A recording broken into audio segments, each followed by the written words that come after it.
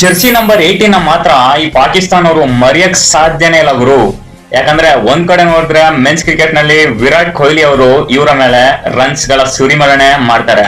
ಇನ್ನೊಂದ್ ಕಡೆ ನೋಡಿದ್ರೆ ನೆನ್ನೆ ಸ್ಮೃತಿ ಮಂದನ ಅವರು ಹೊಡೆದು ಪ್ರೂವ್ ಮಾಡ್ತಿದ್ದಾರೆ ಇದು ಪವರ್ ಆಫ್ ಜರ್ಸಿ ನಂಬರ್ 18 ಅಂತ. ಎಂತ ಮ್ಯಾಚ್ ಗುರು. ಫಸ್ಟ್ ಓಪನಿಂಗ್ ಮ್ಯಾಚ್ ಥ್ರಿಲ್ಲರ್ ಆಗಿತ್ತು. Best of luck team India women's ಟೀಮ್ಗೆ.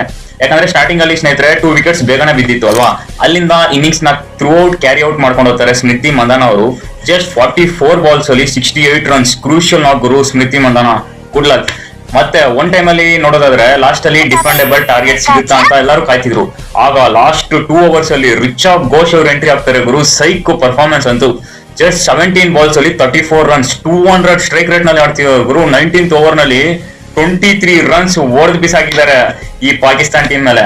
ಏನ್ ಅನ್ನೋದಂದ್ರೆ ಗುರು, ಈ ಪಾಕಿಸ್ತಾನ್ ಮೆನ್ಸ್ ಕ್ರಿಕೆಟರು ಈ ತರ ಸ್ಟ್ರೈಕ್ ರೇಟ್ ಅಲ್ಲಿ ಆಡದೇ ಇಲ್ಲ. ಅದು ಪವರ್ ಆಫ್ ಇಂಡಿಯನ್ ವುಮೆನ್ಸ್ ಅಂದ್ರೆ ಗುರು. Finally Deepti Sharma big match player ಗುರು, allrounder.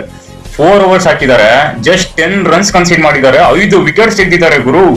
Man of the match win world cup last year. ನಿನ್ನೆ ನೋಡಿದ್ರೆ ಓವರ್ ಆಲ್ ರೌಂಡ್ ಪರ್ಫಾರ್ಮೆನ್ಸ್.